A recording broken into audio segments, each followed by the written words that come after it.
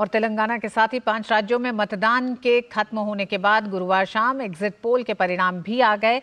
बात सबसे पहले मध्य प्रदेश की करें तो मध्य प्रदेश में 230 विधानसभा सीटें हैं। विभिन्न एग्जिट पोल में भाजपा को बढ़त दिख रही है, तो वहीं कांग्रेस की सत्ता संघर्ष में काफी करीब है। न्यूज़ 24 टुडे चाणक्य ने भाजपा को 151 सीटें दिखाई हैं, वहीं कांग्रेस को 74 सीटें और अन्य के खाते में 5 सीटें जाती दिखाई दे रही हैं। ये मध्य प्रदेश का एग्जिट पोल है। 230 सीटों की विधानसभा में जी न्यूज़ बताता है कि 106 से 116 सीटें भाजपा के खाते में आती दिख रही हैं। ये संभावित नतीजे हैं, ये एग्जिट पोल हैं, ये वोटिंग के बाद के अभी तक के जो सर्वे होता है उस पर आधारित हैं। कांग्रेस का 111 से 121 बताया गया है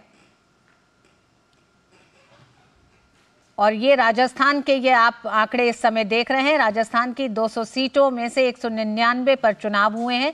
विभिन्न एग्जिट पोल में भाजपा को बढ़त दिखाई गई है, तो वहीं कांग्रेस पिछड़ती हुई नजर आ रही है। आंकड़े बहुत साफ हैं। 200 सीटों में से भारतीय जनता पार्टी को 100 से 110, अगर हम एवरेज सीट देखें तो 100 से 110 108 के बीच में सारी सीटें हैं। बस टाइम्स नाउ दिखाता है कि 108 से 128 संभावित सीटों का आंकड़ा दिखा रहा है। वहीं न्यूज़ 18 भी 100 से 122 सीटें दिखा रहा है।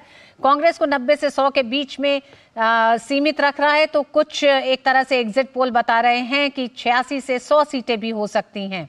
और अगर बात की जाए छत्तीसगढ़ की, तो विभिन्न एग्जिट पोल में कांग्रेस को फिर से सत्ता के नजदीक दिखा रहे हैं ये नंबर्स, और ये नंबर्स बताते हैं कि किस तरह से छत्तीसगढ़ में भी करीब आप मान सकते हैं कि भारतीय जनता पार्टी 35 से 45 सीट पे, और एवरेज अगर हम माने इसको तो 36 से 48 के बीच में भारतीय जनता पार्टी की संभावित सीटों का एग्जिट पोल दिखा रही हैं तमाम एजेंसियां। कांग्रेस को 40 से 45 के बीच में, और वहीं अन्य के खाते में। इसी के साथ अगर हम बात करें तेलंगाना विधानसभा की, तो तेलंगाना में भी विभिन्न एग्जिट पोल राज्य में सत्ता परिवर्तन के संकेत दे रहे हैं। एग्जिट पोल के अनुसार कांग्रेस को सत्ता मिल सकती है, तो बीआरएस उससे थोड़ा पीछे नजर आ रही है।